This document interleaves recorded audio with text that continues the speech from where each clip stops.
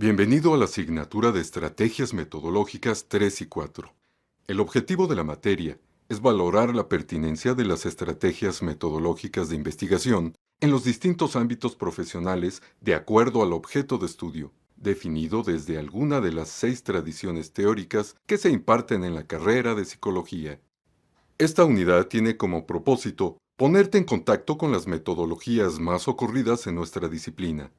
Trabajaremos particularmente los métodos cuantitativos y cualitativos que se vinculan a las 6 tradiciones teóricas. Se hará una revisión de los aspectos éticos y las normas que regulan nuestro comportamiento como psicólogos en el campo de la investigación y en la práctica profesional. La epistemología. Toda disciplina requiere de la epistemología, ya que le permite reflexionar sobre la naturaleza de su conocimiento, sus objetos de estudio y sus formas de abordarlos. El crecimiento dramático que las ciencias naturales, sociales y humanas ha dado lugar a lo que podríamos llamar epistemologías regionales o internas, Blanchet, 1980, es decir, teorías del conocimiento construidas en función de las características y necesidades de cada ciencia o disciplina. Actualmente, la epistemología estudia los aspectos formales y los culturales de los diversos campos de conocimiento y sus disciplinas. Lenk, 1988. Conocer algunos aspectos epistemológicos de nuestro campo nos permite tanto diferenciarnos de otras disciplinas sociales y humanas, como también identificarnos con la semántica de la psicología, esto es, los conceptos de referencia que lo constituyen, las teorías, las metodologías y las técnicas que delimitan la investigación y la intervención en la ciencia psicológica. Todo esto te permitirá elaborar argumentos para decidir qué es lo que más te interesa para tu formación profesional. Te mencionaremos cuáles son algunas de las filosofías y la epistemología relacionada con ella que influyeron directamente en la psicología tal y como la entendemos en nuestros días. El positivismo. El positivismo es un pensamiento filosófico que afirma que el conocimiento auténtico es el conocimiento científico, y que tal conocimiento solamente puede surgir de la afirmación de las hipótesis a través del método científico. Esta epistemología surge como manera de legitimar el estudio científico naturalista del ser humano, tanto individual como colectivo. Esta corriente afirma que hay un solo método aplicable en todas las ciencias. La explicación científica debe estar sustentada por la aplicación del método de estudio de las ciencias físico-naturales. Paralelo a la emergencia de las filosofías positivistas, se desarrolla la hermenéutica, filosofía que postula la historicidad concreta y personal de todo fenómeno. Es una postura según la cual los hechos sociales son símbolos o textos que deben interpretarse en lugar de describirse y explicarse objetivamente.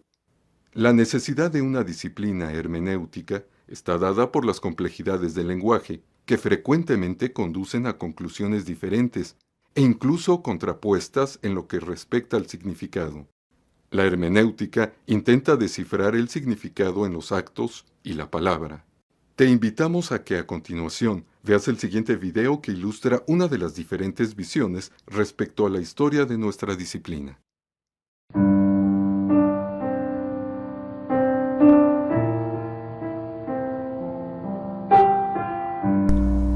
Hermann Ebbinghaus, 1850-1909, uno de los precursores de la psicología experimental. El filósofo y psicólogo alemán decía que la psicología tiene un largo pasado, pero una historia corta. La psicología surge como ciencia a partir de ciertas investigaciones realizadas en la Universidad de Leipzig, Alemania, en 1879. Ahí, Wilhelm Wundt dio origen al primer laboratorio experimental de psicología.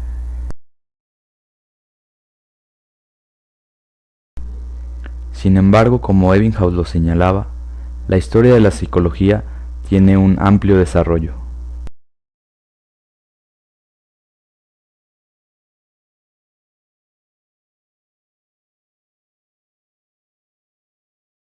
La palabra psicología proviene de los términos griegos psique, que significa alma, y logos, que significa tratado.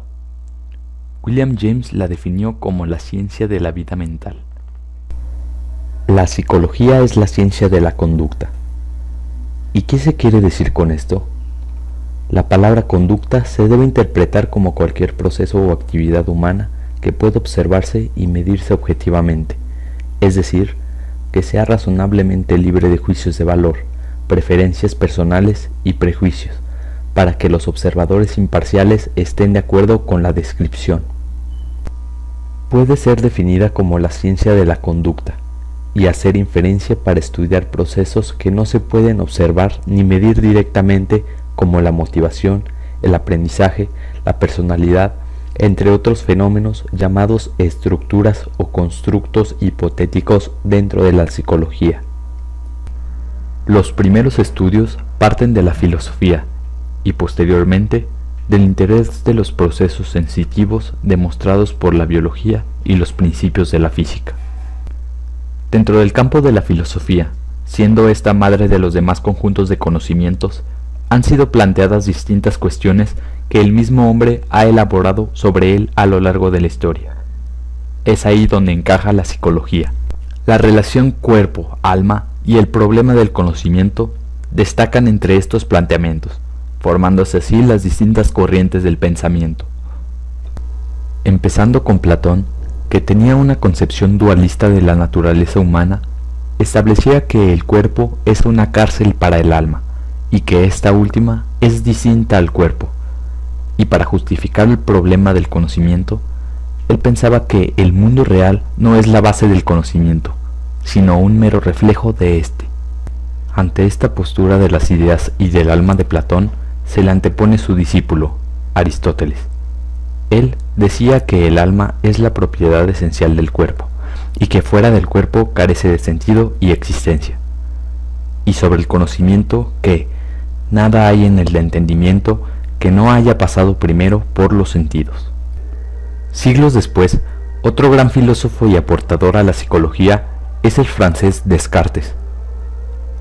Afirmaba que la glándula pineal es la parte más importante del cerebro, donde la sangre se convierte en espíritus animales que posteriormente se extienden por todos los nervios, y es con esta glándula con la que existe la interacción con el mundo psíquico. Años después, en 1632, nace el filósofo británico John Locke. Una de sus obras más importantes fue el ensayo sobre el entendimiento humano, que tenía como objetivo hallar reglas similares para la mente y refractar la conciencia en sus elementos básicos. Según Locke, hay dos fuentes de ideas, las que vienen de las sensaciones y las reflexiones, y pueden ser simples o complejas.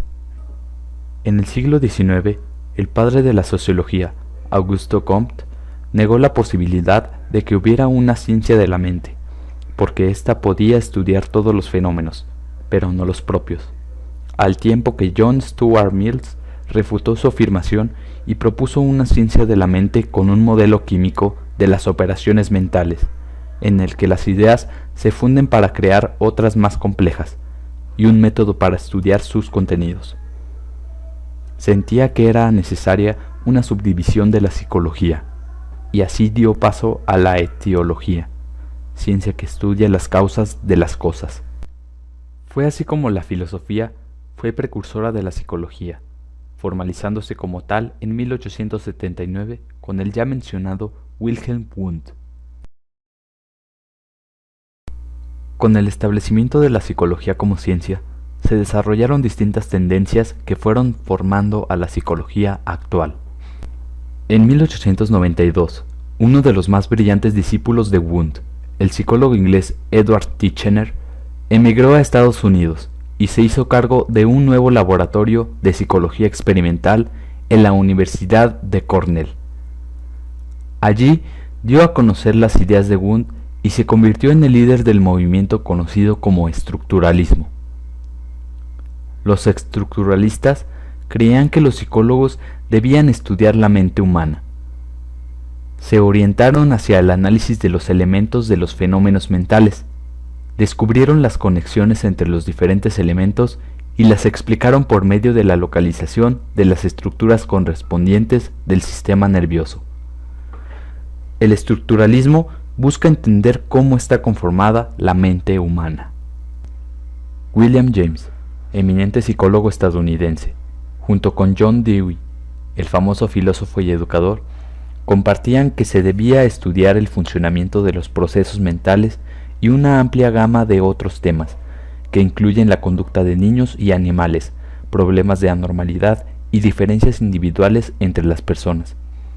Se debía disponer de libertad para utilizar los métodos de observación, tanto el introspectivo como el objetivo, y se debe aplicar la psicología a actividades prácticas, como la educación, la legislación y el comercio.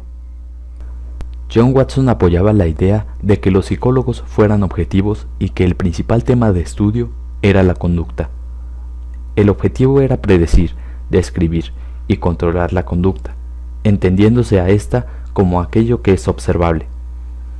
Considera el entorno como un conjunto de estímulos-respuesta. El conductismo es la base del condicionamiento. Mientras el conductismo florecía en Estados Unidos, la psicología de la Gestalt se desarrollaba en Alemania. Arguían que los psicólogos debían estudiar los fenómenos en su totalidad. Max Wertheimer propuso que el fenómeno era el resultado de la organización del cerebro y del ojo humano, que percibe movimiento en ciertas condiciones de estimulación sensorial. Estudia cómo las personas reciben y captan objetos, como patrones totales. La psicología de la Gestalt establece que el todo es mayor a la suma de sus partes. Sigmund Freud propuso una teoría completa de la personalidad. Se opuso a la consideración racional de mente humana.